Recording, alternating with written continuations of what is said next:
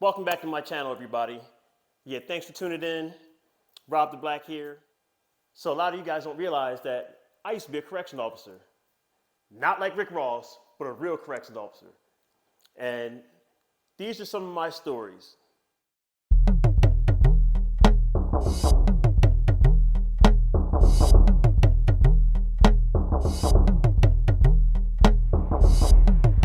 So, welcome back to my channel, everybody. Thank you for tuning back in.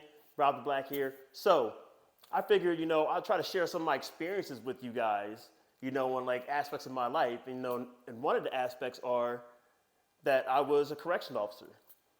So, I'd like to share with you some of the things that I've seen being a correctional officer. So, here's one instance.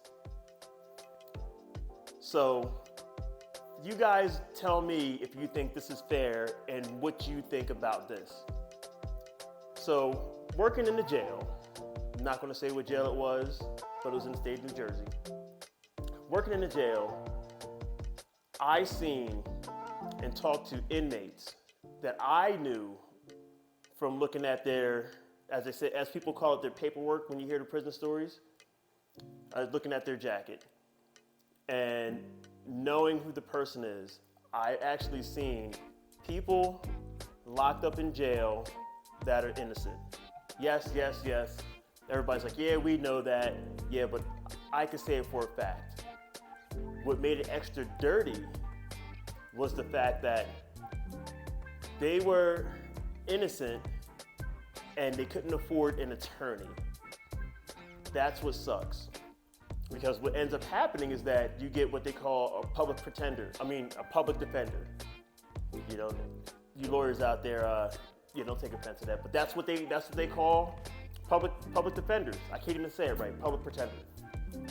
And so typically their workload is heavy. They're not focused on getting that individual out of jail. They're not as focused on the individual as a paid attorney would be.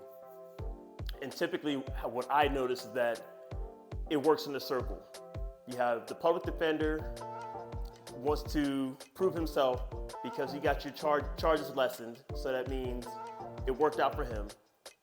The prosecutor, it worked out for them because they were the ones who put the charges on you and made them stick, even though there was a plea bargain or a deal that was made.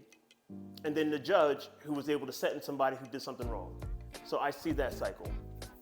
But where I digress is that, so I've seen a couple people, but one in particular, I've seen this guy locked up for at least 8 months. Innocent, didn't have money to buy a regular paid attorney, and just kept going to see his public defender. And it would take months for him to see his public defender. And his public defender would sit up there and say, like, you know what, to make this easy on you, or even the prosecutor even said something too, to make it easy on you, just plea out to this lesser charge and we'll get you out right now. You have time served. But this person is innocent. If you had a paid attorney, they would be able to prove that he was innocent, it was the wrong individual, and so forth. But your public defenders aren't going to do that. Seen it with my own eyes.